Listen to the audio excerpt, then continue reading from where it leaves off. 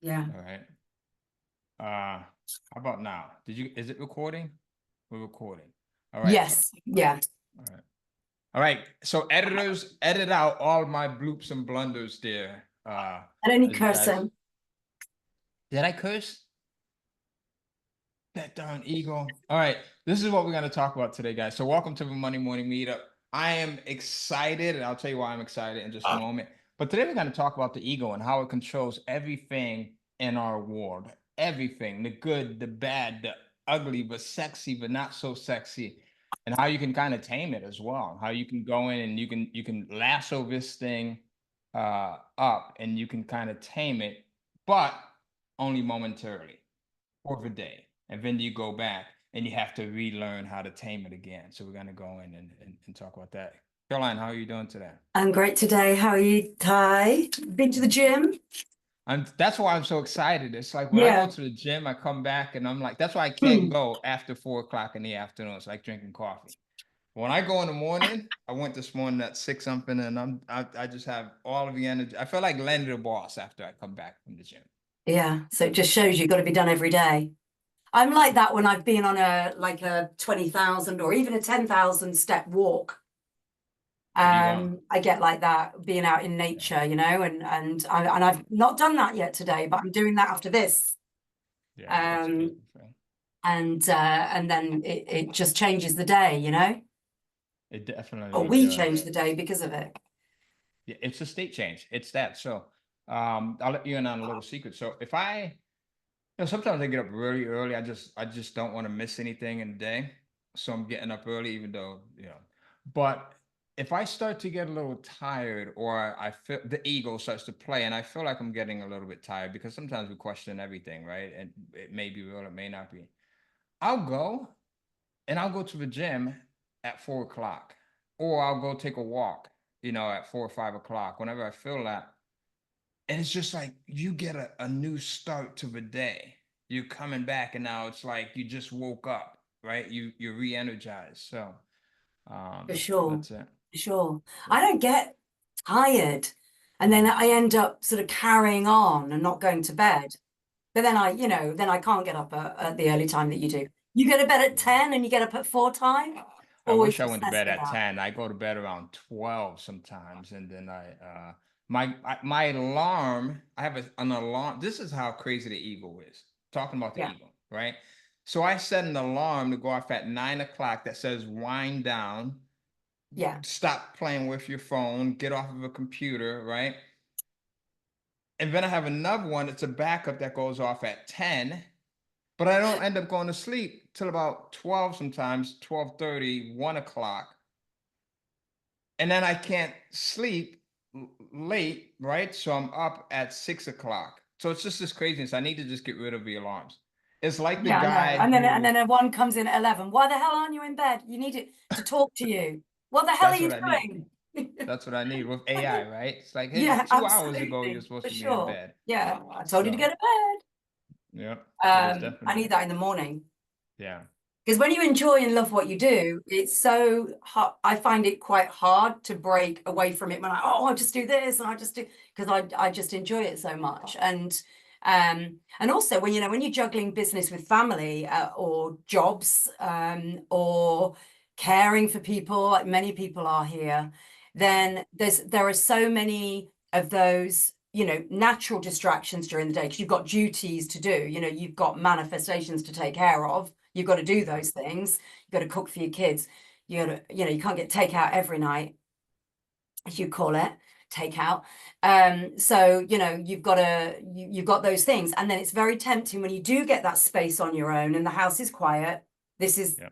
how I rock. Then you get like all of your work done, but then you see you're in a cycle of not then getting up at 4 or 6 or whatever. So you've got to. Yeah. It's the morning that's key, isn't it? When the sun's out, and it's whatever it fits for you. But I always think I'm gonna get to That's bed it. early and get up early and get out of this habit of just sort of working late because I love it because I love what I do and I don't want to go to sleep. Yeah. And I think When I you get hit there, it it's right on the nice. head. It's whatever works for you, because I It used to is, feel yeah. so guilty. I'm like, oh my God, you can't just live off of 5 or 6 hours of sleep a day. And I've done it all my life. So I'm like, we can get so attached to the social constructs of what we're supposed to do. When in reality, if we listen to ourselves, then we should do what works best for us. Yeah. Right. So it works like if you need, like my wife, she's like you. So and I actually got her into this because I used to stay up until 3, 4 o'clock in the morning working on things when I first got started my business. And so now she's up later, um, probably about 2 hours later than I am. She'll go to sleep maybe about 2. Right. And then I'm up early in the morning and she still is. So You're still it's in, yeah. whatever works for you. That's why we build And, these lives. and your lifestyle. And so she's sort of taking care of a lot of the kiddie stuff. Yeah. Then, you know, that's going to fit because of the time they go to bed.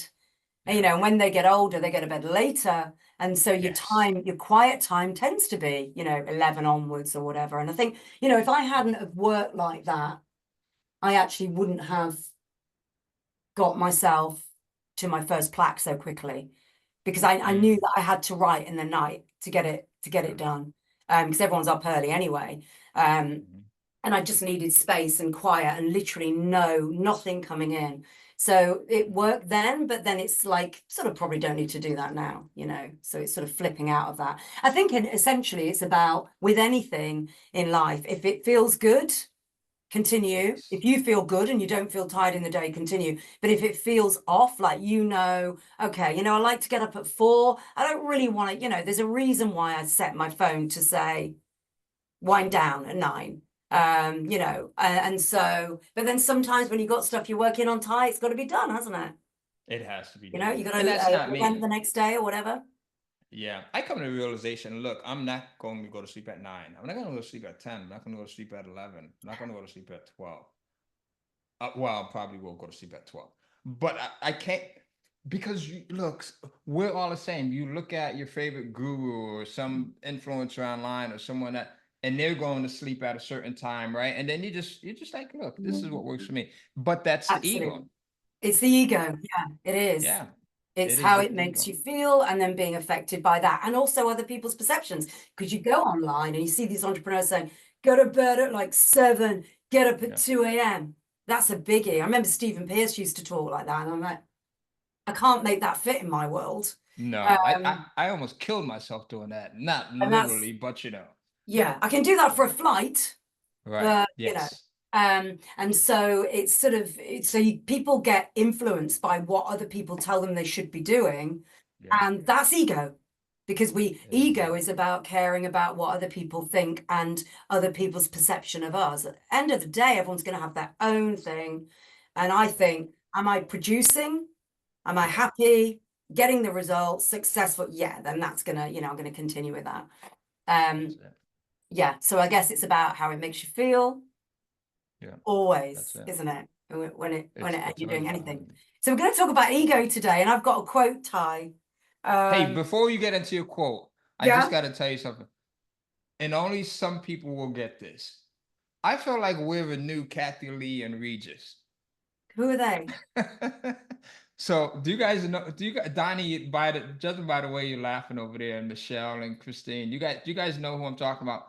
I used to love the Regis Philbin show. I used to watch it with my mom as a kid, and I just love like their interactions, and it seemed like really cool and natural, and that's the vibe that I get. I just want to let you know that I appreciate you. Look, this is the gym that's talking here. The gym gets all of these endorphins going. There you go. Thank Um, you. Appreciate you too. Oh, is Kathy Lee good looking? I she hope so. doesn't really mean it. You Google. see how quickly she went through that? Oh yeah, yeah, I appreciate you too. I appreciate you. Hi. No, Kathy Sure, you know Lee, it. yeah, she was really good looking actually. She There you had go. a I'll take it great, then. yeah, great sense of humor, as did Regis. I just, they were really good. What I got from them was good, wholesome people, and they had a very good rapport with one another, and that was it. So, yeah, Yeah, we always do that when we do our voice notes. We're always like thinking of the same things. yeah, Although yep. it was your idea to talk about ego today. Hmm. I'll admit that because my ego can take it. And I'm thinking, yeah, that's a great topic. And then I started doing some more research around it and came up with lots of different ideas. Because a lot of people think that the ego is just sort of all the, like overconfidence. But actually the ego is also about, fear and all of that goes on, and lack of taking risks and lack of letting go and delegating and all that sort of stuff as well. So it's some real fun stuff out there. I've got a quote, actually. I sent you a few quotes, but I think this is my favorite one. There's so many good quotes on ego.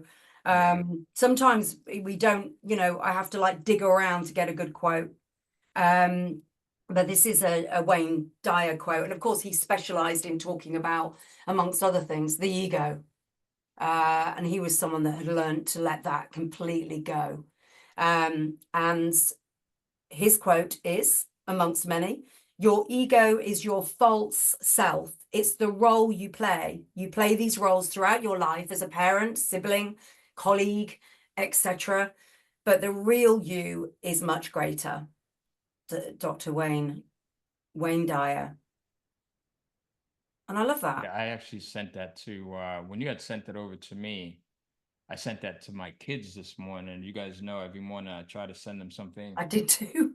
inspiration. Did you? Inspirational, motivational, something that lets them know something to help set the tone of a day for them.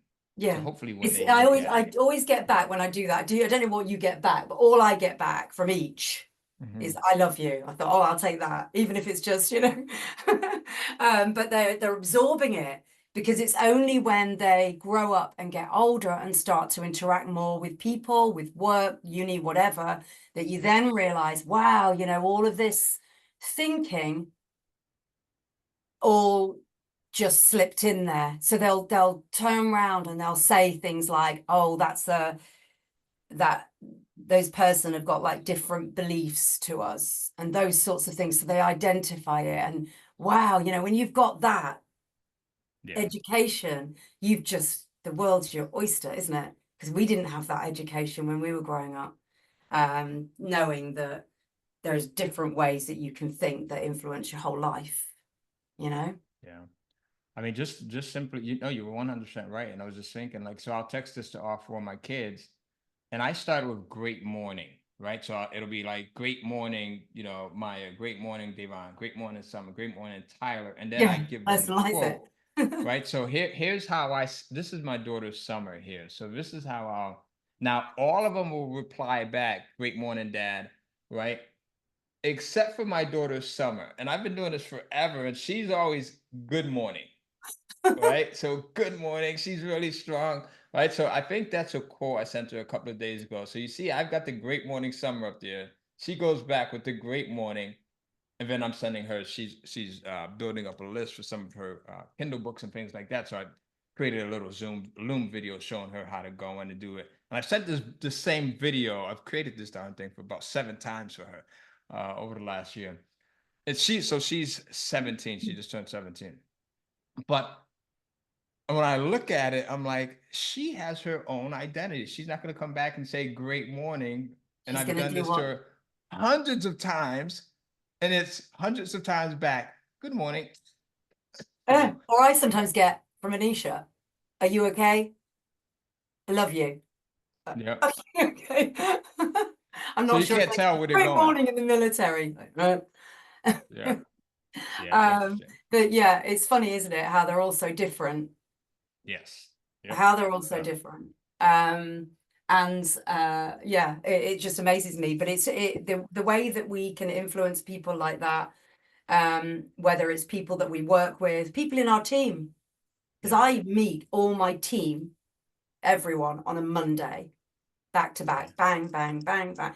And sometimes people start Monday because they haven't had this, and they might be a little bit different to us in terms of what's going on in their world.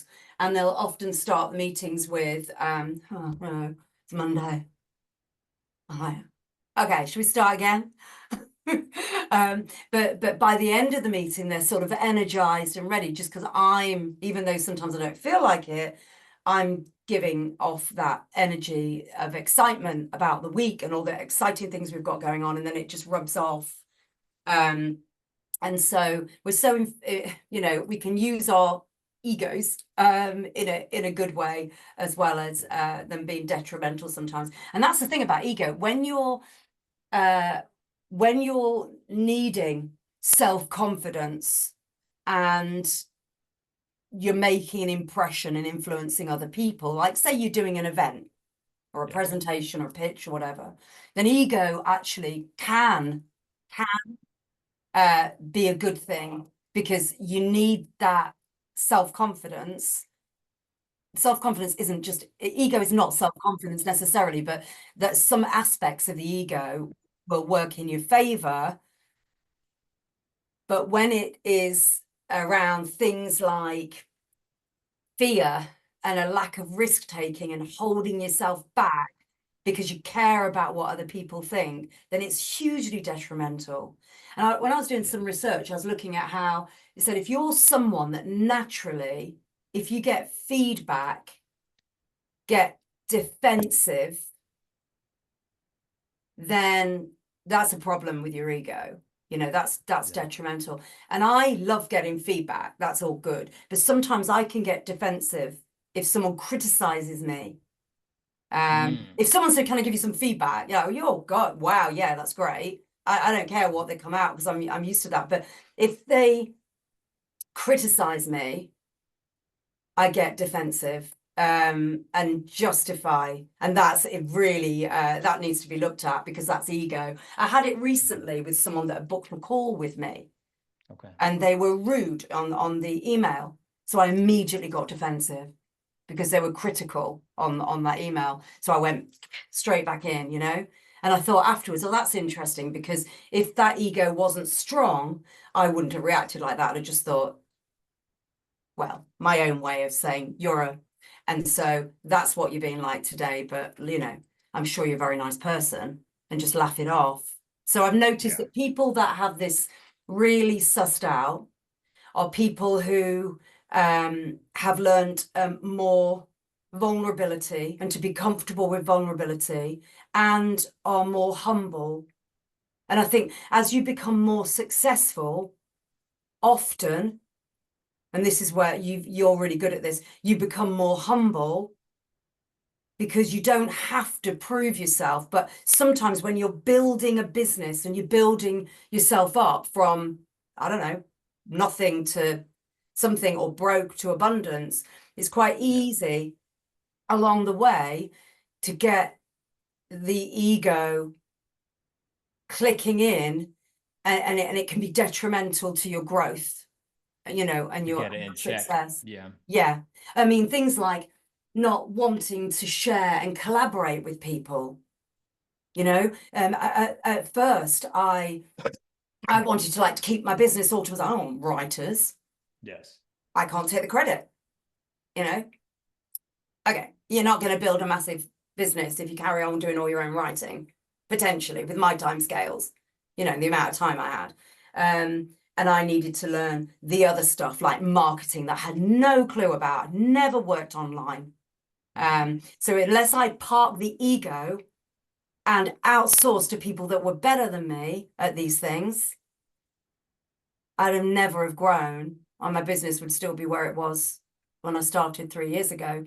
So sometimes hanging on to everything is ego, and obviously not letting that go so you can grow and get bigger and scale and 10x your income, or, you know, 10x your business is it could be linked to ego. Or, you know, you don't trust people because you've worked with them before, you know, you've been sort of screwed over before, and so you're not going to let anyone help with that. So sort of things like when you decide to partner with people, then you just have to park the ego, don't you? You know, I partnered with Erin on the Vela business. I have to park any ego. We're now a joint team, 50-50, you know, everything is, and you know, when you work with the right people, it's not a problem. It works really well. But that's something to think about, isn't it? You know, it's definitely something to think about. Look, I think that me personally, the ego comes into everything, as you said, right? It's the ego hates criticism and it loves praise. right? And it's just everywhere, and and it'll make us think that we are our past. It'll make us think that we're our future. And then when we recognize, like, Mm. look, we're not our past because we can always change, right? We're not a tree. We don't have to sit there. And even trees now can be uprooted. Even the hugest of them can be relocated. And we're not our future. We're not who our identity tells us we are going to be. The only thing we are the present at this moment. And it's like being aware of that. So I think that the biggest way to help keep the ego in check Mm. is to learn to be conscious and to be the most Present. aware, right, of where we're Yeah. at. And I first became really aware of this more and more as I started to meditate more. And I remember my daughter Summer, she was doing a cheer competition over in up down in Wilmington by the beach here. And she was maybe about 7, so maybe about 10, 11 years ago or so. And as they're preparing and everything, sometimes it would take hours for them to get everything ready. I'm walking around outside Wilmington, and there's this car dealership. And it was just, have you guys ever seen like a smaller car dealership? It could be like a brand name, like a Ford or whatever, but it's just smaller. They don't have a lot of cars. They have maybe about 50 or 60 cars there. And I'm walking around, and usually at a car dealership, what happens when you're walking around? They come in and they'll rush you, right? Hey, can I help you? And no one's coming to help me. It's like a Saturday, and my ego starts to be like, "What the hell is going on here? Do they not think I can afford anything, right?" And I probably was just down t-shirt and jeans, my usual uniform. So I'm like, "What is going on?" So this is ego playing with me, thinking that I'm not worthy of someone coming in and serving me. So you see how the ego can play with you in that way.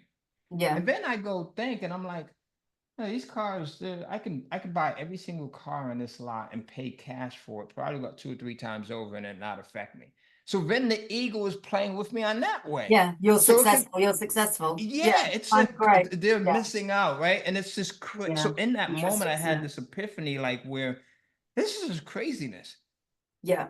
right? And that's what the ego is. So it's like if you are not aware of it, it can play with you at all times. You go to the gym, right? It can right at the gym door, the ego can say, "What are you doing here? This is not you." Right? What the hell? Yeah. Right? So, and I think that, so the ego, if it was smart, it would allow us to be our true authentic self, because once Yeah. we become our true authentic self, that's when I think we have the ability to see the most greatness potential wise of us, because we're Yeah. not worrying about what someone's thinking either way. We're just present, and we are Yeah. right in the best way. So Well, John put in the chat, to do with self-worth as well, because actually what you find is that yes, more people that are self-made millionaires, that know what life's like when it's bad, and for many people, poverty, and yeah, then become millionaires, or they've lost everything and they become millionaires. They're more maybe even, I don't know whether they're more prone to this, but I would imagine they're prone to how you felt at the car dealership, because you know what it's like not to be in a position to. So no, if you're, and yeah, often when people are born into money, you don't know any mhm. different. You just Don't know know, any different. Yeah, you don't know anything different. You go into a car dealership, you'll be thinking, oh, thank God for that. I haven't been pounced on, yep, and I'm given time to browse. I don't care what I look like. It doesn't matter whether totally I've different. got tatty jeans and I look like I've been, Yeah, jumped off a bus or something. So that's like self-worth and confidence, isn't it? yep.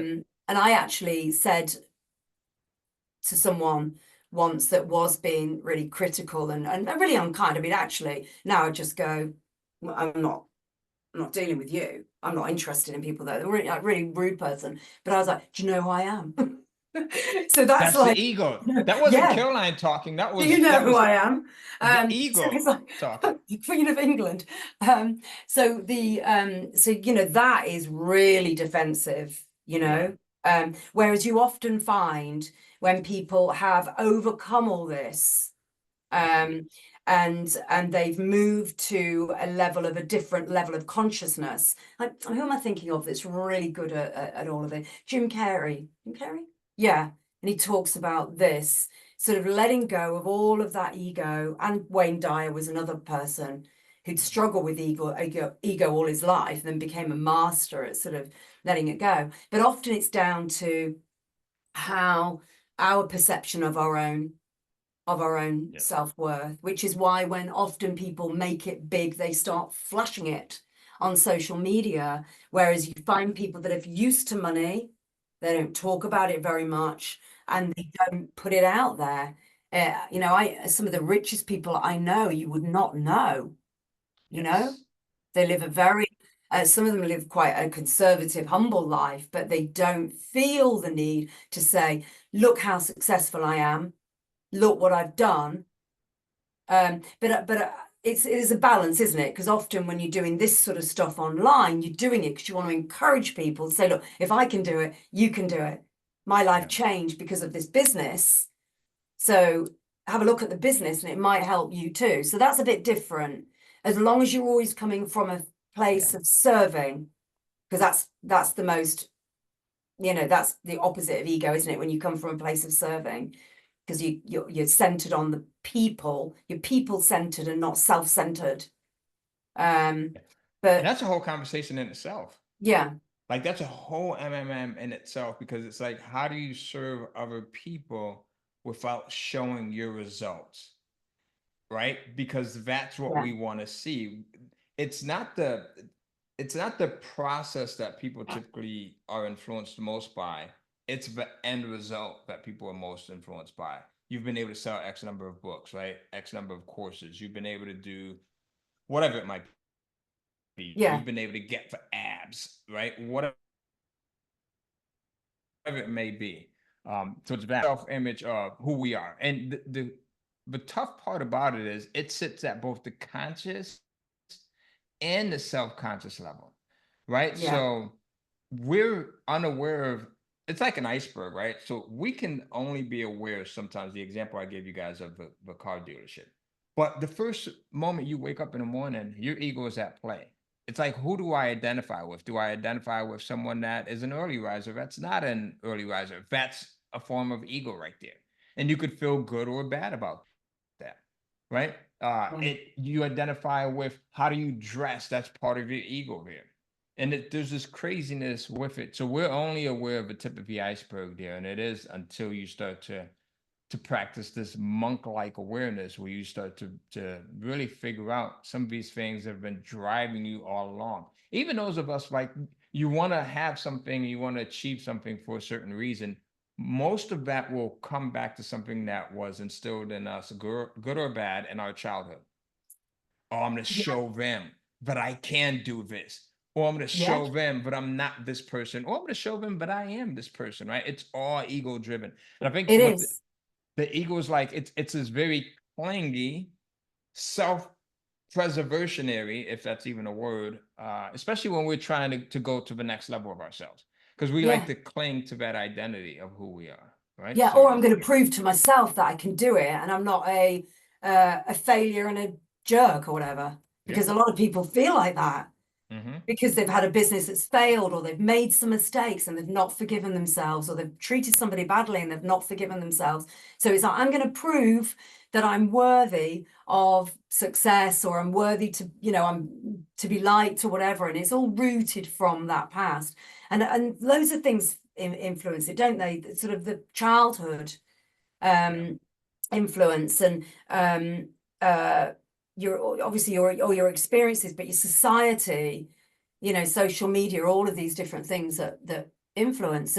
And so I was brought up to in a way that sort of discouraged confidence, because it was seen as bragging, or so I was always sort of taught to, when I was growing up as a child, to talk to sort of not brag and not boast about things when I was doing really well. So when I started to do really well, I found that really difficult to sort of share Hmm. how, you know, if I don't know, if I was at university or whatever and you were in a class situation, I always held back. Um, because I didn't want to be perceived as arrogant or something like that. Sometimes it's because I didn't know what the hell I was talking about, but you know, sometimes I did. So it was, so I think what happens is when you become more successful and experienced in a particular business or a particular skill, that's your opportunity then to use ego in your favor in terms of them being able to influence and serve other people. Ego as in, your confidence around being a master at a particular topic, because you can help people. Yeah. So you're thinking about them and not you. But things like, your defense mechanisms, like you in the car show, the car warehouse, the showroom, car showroom, and me with that person is rooted from, some aspects of how we might feel And about sometimes we don't ourselves. even know. We don't Exactly. even know where it came from. We all do it. No. Yeah. Yeah. Yep. To I don't some think degree. anyone masters it, maybe until the end of their lives, maybe. When they just don't give a rat's ass about anything. You know what? I think there's two groups of people that are really good at not letting their ego check them. And I think it's, the 1-year-old, the 2, 3, 4, 5-year-old, Yeah. I think.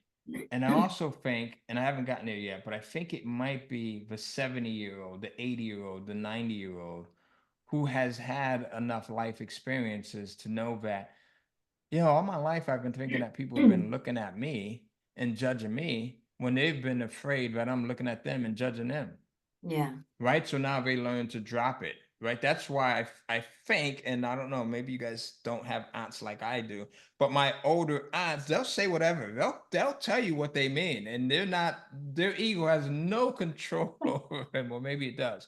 But it's like we're all conditioned to this, right? It's how you were talking about, like, you've been brought up not to brag. I think, or not to be arrogant. We're all taught not to be the person, or we don't want to be the person that someone else says, oh, she's got a huge ego, or he's got a huge ego, right? Because that's someone that we don't want to be like. That's what we're taught, right? Yeah. So we're Yeah. like, we even make it sound bad and hope that no one ever says that about us. Right? Think about it. True. Yeah. I It's, tell you, there's a really good book that, all of Wayne Dyer's material nails it completely, and he was a legend. But I like this book by Jay Shetty, Think Like a Monk, yeah. which obviously covers this in detail and talks about the time when he had a period of being a monk, and the meaning that brought to his life and purpose and peace. Peace. I think when you're in a state of peace, your ego can allow itself to drop by, drop away. But the ego, like, also for me, it sort of acts as like a barrier as well, because often our ego affects our ability then to take risks, and It does. also to have so much fear of failure that then you just don't do the things that you want to do, and you end up procrastinating or just not taking action at all, not just putting it off, but just not taking action because you are worried about the effects on it's like the ego preserves us, doesn't it? Actually, there's another quote that I think I sent you, John Lennon quote, that I really liked, and it said it all really. I thought, well, that's just great. It's I can't find it now because I'm scrolling. But it's something like, there's a part of me that thinks I'm a loser, and there's part of me that thinks I'm God Almighty. Yes. I just heard that quote for maybe, I don't know if it's the first time, but I just heard it this weekend reading another book. And it just makes so much sense. I think John Lennon started to really, before his death, recognize where the ego had control over him. Because I remember watching an interview, and I forget who it was that was interviewing him. This is an old interview, obviously. And the person says, how do you guys come up with these songs? How do you write these classic songs? And you can see John Lennon, he just kind of looks and he's like, it's not me writing them.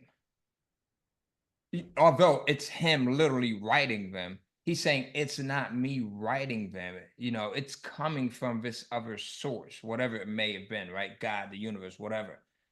And that was a total removal of the ego. Because you're the Beatles, I mean, you've got these songs that are classics, right? Easily he could have said, "Oh, this is," he puffs out his chest and said, "This is how I write them. I've got my secret sauce and I'm not going to share it with you. And I'm just the greatest." But he realized that it's not him writing it, right? So when we step away and we allow our ego to not be so in control of us, I think that's where we have the best of us coming out. A book that I'm reading right Oh, now is, have you read this book before, Caroline? The War of Art by Stephen Pressfield. no, I've Has heard about any this book. Oh And you put this my on Facebook, didn't you? gosh. Um, Yes. tell me again, Stephen. Say Stephen it again. Pressfield. Pressfield. Yes, Stephen, The War of Art. Not to be confused by Sun Tzu's The Art of War, which is also a great book, very old classic book. But this is a book, you know, there's some books that you read. You can take the approach of reading books, maybe 100 different books, right? One book, one time, you read 100 books. Or there's some books you can read 100 times. This is my first time reading this book. This is one of those books that I know I'll be reading, and it's a very short book. It's 160 pages or something I'll like order that. that. Super soon, right? So Yeah. I've gone through it twice already, just in the weekend. To be honest with you, me and my son Tyler were listening to the audio version of it. So in it, Stephen Pressfield, he talks about how, especially creative. So this is ideal for those of us that are writers, creators, content creators, digital publishers, course creators, anything, right?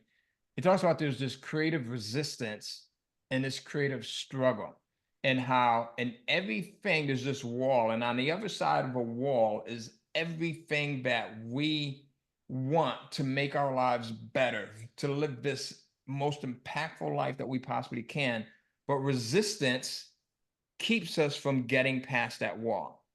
And the thing that, again, it's the thing that will most impact and change your life and help you to change the lives of others. You'll have the most resistance to do it, right? The most, and it'll be the hardest thing to do, which is why you must tap into your ego and kind of do it. Now, I want you guys to, let's do a quick exercise, and I want you guys to think about what has been this thing that has been calling you to a degree where you just know you want to do it, but you're just scared of hell of doing it. Like you might jump in every once in a while. It's like getting in the cold water, right? You might jump in Yeah. every once in a while and dabble with it, but you don't go full-fledged with it. For me, all right, just being totally transparent, it is consistently creating content, consistently creating videos for my YouTube channel, Instagram, TikTok. I'll go and I'll do them every once in a while, but I'm not doing them every single day. It says the differences between the amateur and the expert is the expert sits down every single day and does it. It's like the 5 minute or 5 hour concept that I share with you guys sometimes. It says that, but expert knows that it's not the writing that's hard. It is the sitting down to write that's hard. It's not going to the gym that's hard. It is waking up, putting on your gym pants, your sneakers, your shirt, getting in the car, and actually going to the gym. Because once you're at the gym, you don't have resistance, right? Think about it. Yeah. Once you're actually there, so he says the expert in him, he's talked to himself, will write every single day, whether he has a cold, whether he feels happy, whether he feels good, whether he had sex that night, whether he didn't, whether his wife called him a rat bastard, whether his wife said, "I love you," right? Every day at 10 a.m., Sunday, holiday, he's sitting down to write. He says Yeah. that's the difference between the expert. He says, and so like this book, especially again, if anyone is looking to do anything that we teach, it is the book to get. So he talks about how resistance kills our creative spirit. And that's you guys will get this, that it's the antagonist that kills our will and it fills us with self-doubt. And resistance comes in all of these different forms. It comes in the form of procrastination. It comes in the form of self-doubt. It comes in the form of I'm not good enough. It comes in the form of I'm too white, I'm too black. It comes in the form of I'm too young, I'm too old. It comes in the form of I don't have enough money, I can't afford to do this, or I have too much money. Why do I need to do this? So he says that when you find it hardest to do the thing that is on your mind. Doesn't have to be on your mind every day, but it has to be on your mind, and it's calling you. You must do the thing. Is there anything that you guys feel that way about?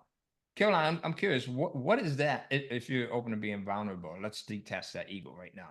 What is that thing that you most feel that calls you? And it could be vacationing. It could be whatever, right? Like I said, for me, it is consistently creating content. What is that? Is there anyone that's open to kind of sharing what's that one thing that you have this calling for? Anyone at all? And you could it could just Yeah, be I a mean, one I'll line. do it. I mean, for me, it's is that to a certain extent, but it's also, you know, having a set time every day when I consistently exercise, meditate, do all the self-care things, Mm-hmm.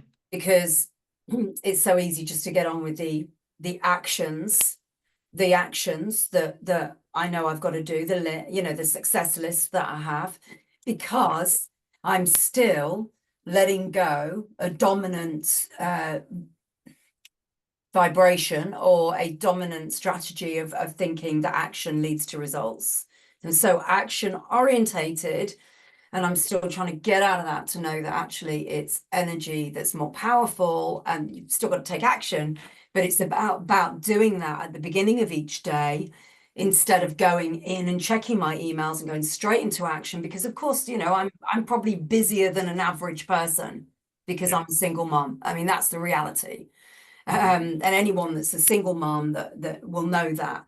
So there's so many reasons not to do that sort of self-care package, if you like. And often I don't. I'm sort of sporadic with it, and I really want to, and I will from today, because it's a big eye-opener just talking about it. I want to be able to have that set time, because then it's going to obviously make everything else go even better. You know, that you can't rely on action, just action. Absolutely. That's a great question. I had a little exercise for people as well, and it was very similar to that. So, because I think once we think about it like that, and we think, okay, well, why is it? You know, there's loads of excuses, lack of time, so many commitments. I've just done that. Yep. And an excuse. Valid, but they're valid, and they can be valid as well, right? So yeah. Excuses are often valid. You Mhm. know, I've got to do the chores. I've got to run my home. I've got, you know, everyone's busy. You know, people have different things going on. But I think, in a way, it's like the ego's attachment, because the ego fears change. It feels success. It And it feels does. fulfillment. Yeah. Yeah. And so when I work with people, I often say to them, if you've decided that you want to be really successful with this, Yeah. have you decided that you're committed to change? And also, are you ready for it? Are you ready for it? You know, do you think you deserve it? And are you ready for it? But because the ego makes us fear change, our ego is like so attached to the familiar.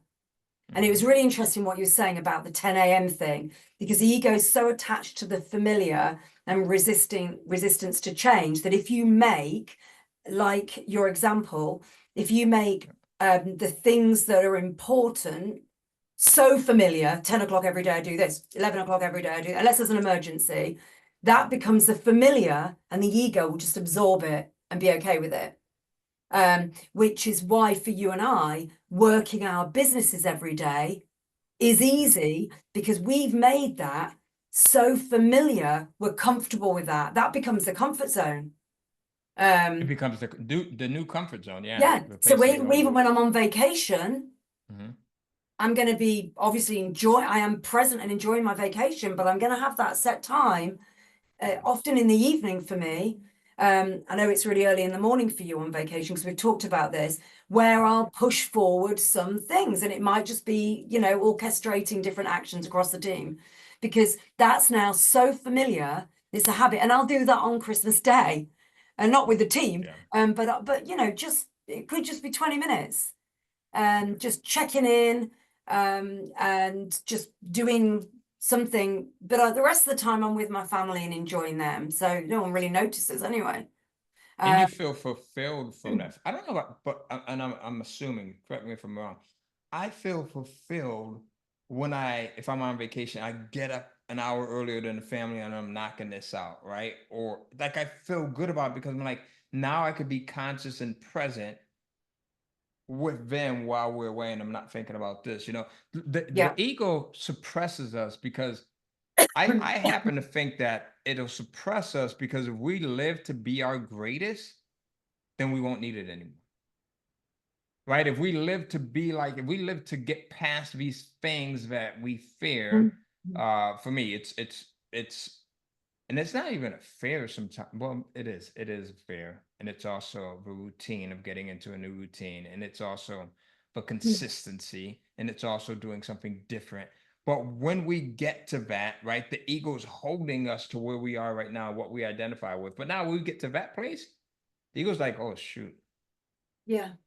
thing that she doesn't need me anymore, right? So it's like, how do you defeat the resistance? And this is what Stephen Pressfield talks about in this book, The War of Art. Once we learn to defeat the resistance, we also avoid becoming bitter, angry, and having this feeling of being unfulfilled, right? Because those could be nagging feelings. Like, oh my God, I really must do this thing. I want to do this thing. Or I don't know what I want to do. I need to figure out what I want to do. And because we never get to that point, we end up becoming resentful of our own selves sometimes, Yeah. right? And we have this feeling of not being fulfilled. And we see where even billionaires and multimillionaires, they have that to some degree. Maybe they may have it, and that's why they keep pushing, or maybe they realize that there's more potential in them, and the money doesn't mean anything, and that's why they keep pushing. Right? Yeah. So it's like, how do you do this? John says, Yeah. yes, I need a squirrel early warning system. Yeah. Yeah, ditto. I think everyone does. And I think that, not to say that, like I say, in some situations the ego can serve us, Hmm. you know, Yeah. that feeling of I'm just about to do a big presentation, I'm the best, I'm amazing. I do this in front of the mirror, you're a tiger. You've got this, and but it doesn't Can you mean show us how you that. do it? And we need an exercise. No, How do you no, actually not do it? pretty. You're a tiger. You're going nuts. And but I Are you think doing like the claws and all of that? no, that's just weird. I saw Okay. someone do that on a film. I'm just trying to think of the film. Um, and yeah, that's another. It was a British film over here, so it was very funny. No, it's more sort of like you're this in front of the mirror, and just like looking in your eyes, and just like loving yourself, because you'd sort of maybe forgotten how to do that at one point in your life. But I Oh, think that yes. so there's the good side, and then there's the side that blocks the creativity, isn't it? The side that we've been talking about that holds us back, prevents us from risk taking. That's a biggie. That's a It biggie in does. It business. does. Yeah. I see so many people that aren't where they need. Sorry, let's rephrase that. Cats galore here. Where they would like to be, because they're not taking the risks that they need. And there's obviously different risk assessments, in terms of how comfortable are you with little risk Yeah. or big risk or whatever. And then you sort of you're sort of not potentially being your best self, because you're not creating what you'd set out to create. Yeah. And so many people, when they start their publishing businesses, I hear them say, and I said the same, I'm going to publish X amount of books, and I'm going to do this within X amount of time. And then people don't, because often it's the tricky thing at the beginning of your business where you're investing more than you're getting back. And that's uncomfortable. For various reasons, it might be uncomfortable because you haven't got the money in the bank to cover it, which was the case for me for a long time. It might be uncomfortable because you took a risk before and it failed. So it's like, fear of failure. And so I often find that the people that are more successful. Obviously, you've got to calculate the risk and what you're comfortable with, but are the people that let it go, bring in the people they need to build their business, and take the element of risk that they need to if they want to achieve, you know, their particular goals that they set out to achieve at the beginning. So, you know, you commit to write 24 books or get 24 books written in your first 4 months, 4 months of your business, like a series a month or whatever, then you do it. And I find that if we're talking about publishing, of course, I know people are doing lots of different businesses here. If we're talking about publishing, it's the people that have got the success that we see are the people that commit to that. And it's uncomfortable, I tell you. There are It's times very when that's uncomfortable. really uncomfortable. Yeah. But it's uncomfortable because you're so busy. I'm like, you know, especially before you start outsourcing, and it's uncomfortable because you're investing if you are outsourcing, you know, Yeah. you're sort of And bringing it never people in to changes. build things. Yeah, it never changes. You know, I was listening to another interview of oh my God, I forget. I'm having a blank now. The Boss. Who's the Boss? You guys know who I'm talking about. The artist, the singer, from New Jersey. How the hell could I forget his name? But he was, look, Bruce Springsteen. So he's talking about he's been performing forever, right? Performed forever, has been. And he says he still gets butterflies. It's still uncomfortable when he first gets on, like just as he's about to get on stage. And it goes back to what Stephen Pressfield says in this book, The War of Art, right? He says, I sit down every single day at 10 a.m. every day, regardless of how I feel, because I know that I have to get past the resistance of simply sitting down. Because once you get past that resistance that day, you just know the next day you have to do the same thing. So once you learn to get past the resistance, it's not like you've gotten rid of it forever, right? Taking a shower, as you know, Zig Ziglar used to say, you don't take a shower once and you're good for the rest of your life, right? So Stephen Pressfield says the same thing. Once I get past the resistance of sitting down, for me, going to the gym, most half 50% of the time, there's resistance. I don't want to go. There's other things I could do, whatever, right? I went yesterday, right? Whatever.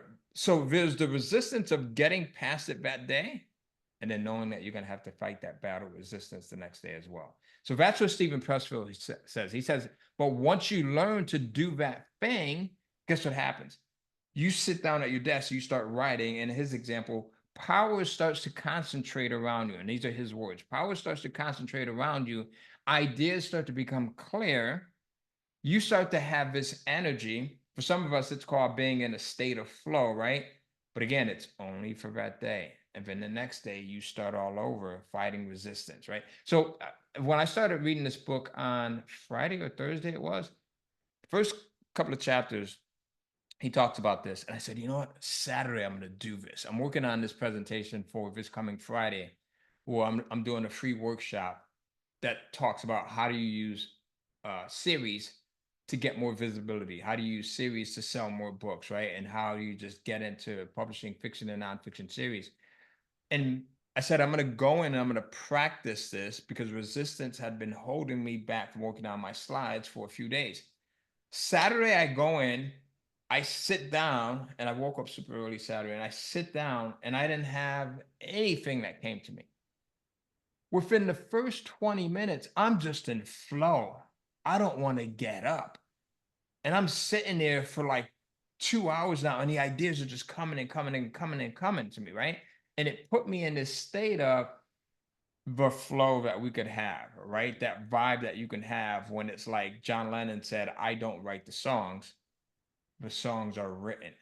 And that's where I was at. And I'm thinking about this thing yesterday as I'm continuing working on it. And I'm like, this is incredible. Like the information that's in this thing is just valuable. So, and I want you guys to join me. It's totally free. So it's kindlecashflow.com/series. And it's this Friday at 8 o'clock. So kindlecashflow.com/series. So he says the things that you are supposed to do, but don't do, you end up cheating the war. not only do you end up cheating yourself, but you end up cheating the world. And it's kind of like what we say, Caroline, like who else will win because you've decided to fight that ego, that resistance, right? And you decided to be really good at fighting it every single day. And that's one great way of getting rid of the ego, isn't it? Who wants me to win to make their life better? To The make their life better. people in the community, your children, and yourself, And yourself. And I was just, when you were talking, I just sort of muted out because I knew that I wanted to open something that Maliha had sent me. And I knew that it was going to play TikTok as soon as I opened it. She sent me a load of links this morning. Okay. And she's been looking at, I mean, people this may be a familiar and famous TikTok site. I'm not actually personally really into TikTok. You could have Well, fooled me. I I thought sound sure that old. was your I thing. sound old. I sound old. Is that the eagle or is that Caroline talking? That's Caroline just like prioritizing different things. Gotcha. Yeah. Okay. There you Yeah. go. So it's cool. Maliha shows me all these really cute things on there, and we have lots of fun looking at cute animals and things. When I'm procrastinating, a joke. And it's called the School of Hard Knocks. I mean, it's probably someone really famous, but I don't know this guy. But it's a really good TikTok channel because this guy is really good interviewer, a really young guy. He really quickly goes out and interviews just like earmarks millionaires in the street and asks them a bunch of questions, and it's really good. And Maliha sent me like loads of videos. So it's called the School of Hard Mark Knocks. was on his show actually. Say it again. Mark, who had been on our show, was actually his show. He goes out and he'll stop and, hey, really quickly, I noticed you're driving a nice car. You mind? What am I doing? Yeah, yep. Yeah, So it's really good. It's really good. And so, and it's learned directly from the millionaires we interview every single week. Really, really good. And so we were looking at a few, and I sent them over to a few friends in the business because it was all about, and these people were confident, but all about a lot of the interviews that Maliha sent over were very short, but they're all about people like parking the ego, taking risks, doing, one guy got out of his really gorgeous car and then one of the questions was, what's the most amount of money you've made in a year? And he said, I don't know what he said, 50 million, 98 million, whatever it was. And he said, oh, and what were you doing to get there? And he answered really quickly. So it's a really quick interview. It's like a less than, a minute. And then he said, have you ever been broke? And he went, and the guy just started laughing. And he just said, yeah. And I had millions. I lost it.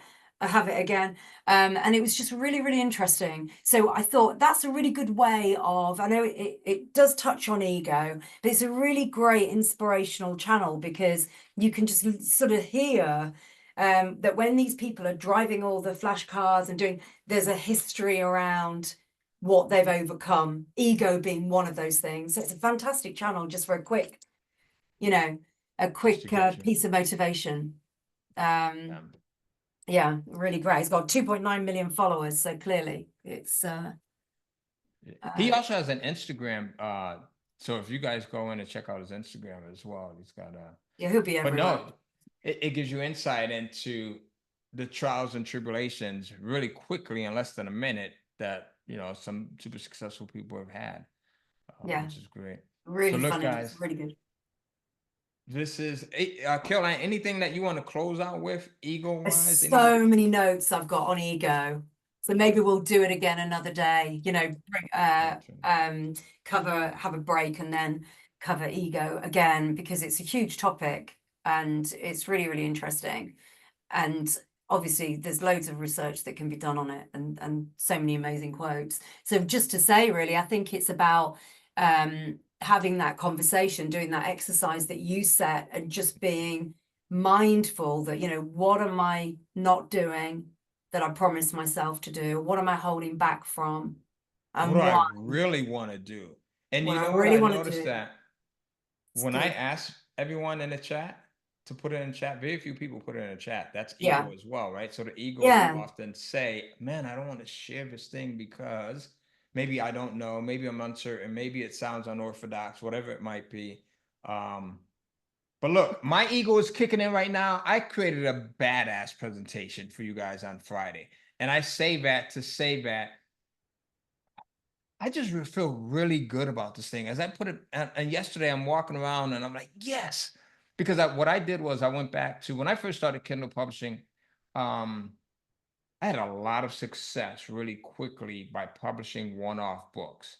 Just anything. I started with publishing content that was music related because I took my experiences of owning a record label and putting it here in Kindle, not even in Kindle, first with physical books through Amazon Advantage. And then it went like this, and then it went like this. And I started like really studying series publishing. And I actually, my mom and I were at Barnes and Nobles. We would go to Barnes and Nobles and we would sit, right? And one day I'm at Barnes and Nobles and I started to think about Tony Robbins's story of how we all have these basic human needs, right? And one of the basic human needs is the need for commitment and consistency. And that's why series does so well. So I went in and I'm at Barnes and Nobles and I'm literally buying probably about $900 worth of books. I go back and I'm strolling around and I buy every single series that I can come across in different genres, fiction, nonfiction. And I bought a ton of romance books. And my mom's looking at me like I'm nuts because I got all these romance books. And she's wondering, what the hell am I doing with them? But I started studying all of these the most common elements within series, and I started producing all of these different series. And to this day, my series does so much better for me than my one-off books. I don't know if Yeah, it's the same for think you, so. Caroline. Yeah, Do you yeah, for find it sure. it's the And same? Yeah, just logically, especially if yeah, you're advertising one book, isn't it better to advertise 6 or 7? I was talking to this with yeah. something I'm coaching at the moment, and I was saying, you may as well like get paid on 7 books and not one book if you're investing in ads rather than just having one hit. It's like having a Yeah. shot with one product. And I've done a few standalone books, and I think the landscape is so different as well on Kindle than it was when you started, that Yeah. a lot of people that are indie authors Hmm. are very much doing books in a series. I mean, at least a trilogy, Yeah. or a duo even, just more than one book, but ideally more. But for me, that was the point at which then things started to move in the business, because I learned how to do proper series publishing and became Hmm. really good at it. So yeah, in fact, I was just, when you were talking as well, I just saw the chat that Victoria put something in as well, and it's related to everything we've been talking about. Best advice I ever got: if you don't want to stay down, get yourself back up. I thought that was a really good thing to do about to overcome that resistance that holds us back.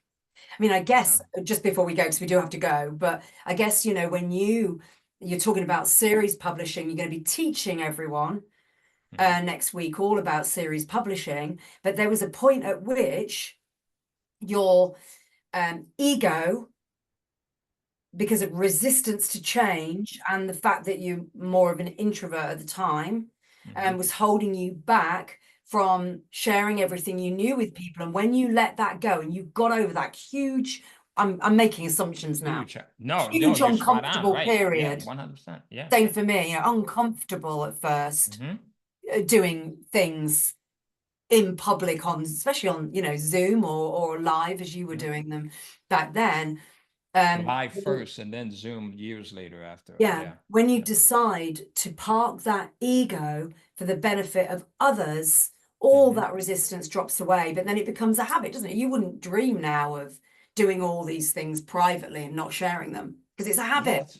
that's really good. I never thought about that. No, you wouldn't think about just keeping it to yourself. This is It's just just a like the daily habit for presentation you.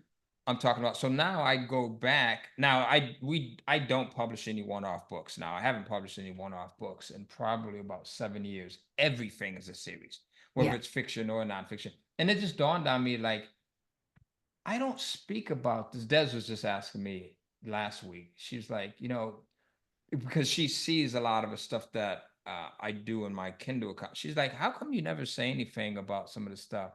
Because she's starting to publish now.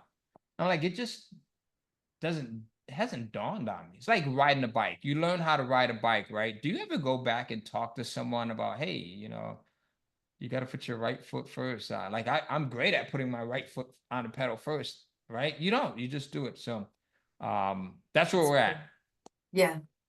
And hopefully we'll have Caroline come in, and I think you're gonna join us for A little bit of it, yeah. a I little left bit you a of it, message 'cause about you that got, somewhere in Edinburgh next weekend. you got some James Bond stuff going on next week, Yeah. next weekend. I just can't tell you yet.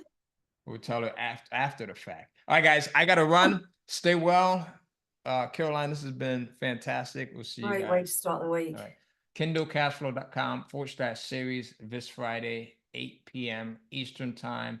I'm gonna go in and I'm gonna share everything that I have. There's 10 elements that I found, and I went back and I found my old notebooks and everything when I first came across these 10 elements. You know how I found this stuff really quickly? I'll give you a funny story. So did I tell you that Tyler and I, a couple of weeks ago, we were cleaning out the garage? Maybe Yeah. maybe a couple of months ago, we started. And then he went back to school, and then so when we first started a couple of months ago, that's when I found my old notebooks, and it wasn't keeping notes on my phone and like I do now. It was all notebooks, and I found these what do you call the black and white ones, the composition notebooks, where I had all of my notes about series, fiction series and nonfiction series.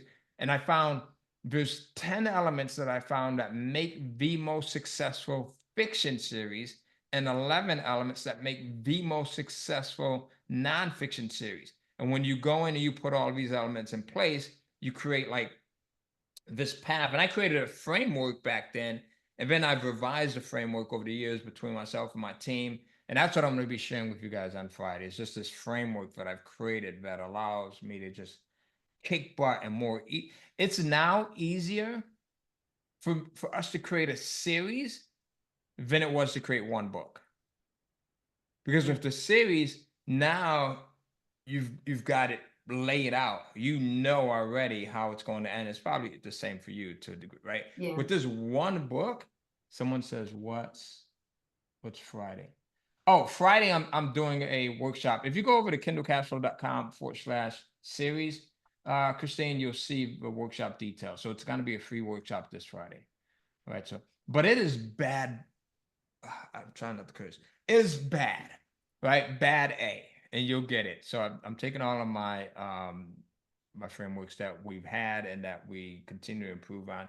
One of the best things that you can do, this is something else that I put in place a long time ago, is creating SOPs and then giving my team the ability to improve and edit on those SOPs as they find more efficient ways to do things. Yeah. Right? More effective and efficient ways to do things. I'm doing a couple of projects before we go. Well, I'm doing a couple of projects, one on Kickstarter and one on selling a pen name. So excited. You need to, and I what need to I'm put you doing, in contact with Brian. I need you to, because I sent him a message and he hasn't responded, but we are friends on Facebook. He hasn't. Okay. He hasn't seen it. Yeah, he's not the Facebook guy.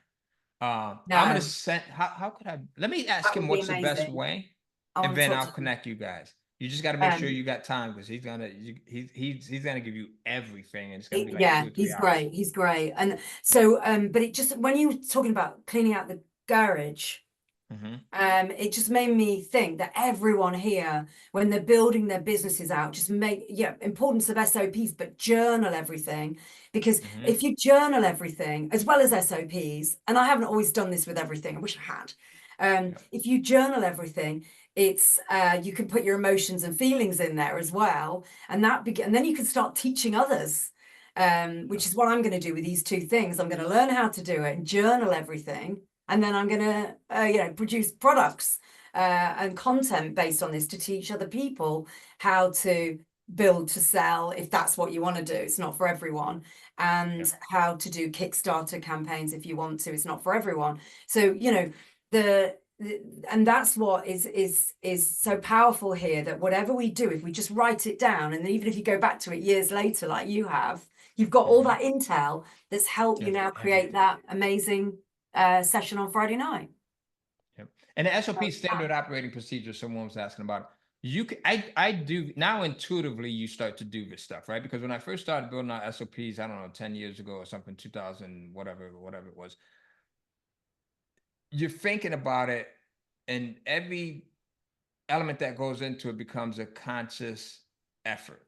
Now, remember when I was when I was sharing you guys my text that I sent to my daughter Summer, like, hey, I'm going to show you, I'm going to give you this video. So it's an SOP now. So I can just go back and I can give her the link. Now, our SOPs could be a combination of text using Google Docs, or it could be spreadsheets, right? Which I use a lot for my Kindle publishing team, or it could just be Loom videos. Everyone should use Loom, Loom, not like Zoom, but Loom. Everyone should use Loom.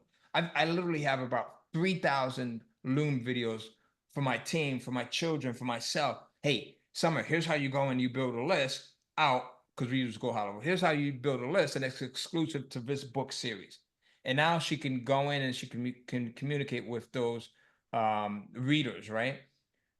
So when she goes, hey, Dad, can you show me how to do this again? Yeah, absolutely, I can show you. Here's the link. Watch this video. Right? So it's like having me right then and there, and you can do this with your team and everyone else. But all right, guys, I got to run. Caroline, good talking to you as always. Go Have a look up great Kathy day. Lee. She was I a am, beautiful yeah, I'm person. gonna She know had a these people, who the heck they are. Kathy Lee Probably and really me. famous, and I should know. Maybe not over here. Well, is Kathy Lee still alive now? I know Regis died, right? Didn't he pass? My mom was heartbroken when she died because she really loved Regis Philbin. He was also the co-host of Who Wants to Be a Millionaire, the game show. Oh, wow. Yeah, Yeah. yeah. Afterwards. We Yeah. have So, that over here. all right, guys. We'll see you. Stay well. All right, we'll see you in about 30 seconds next Monday. Bye-bye. That's my new Take care. Have a great week, ending line. everyone. Bye-bye. All right.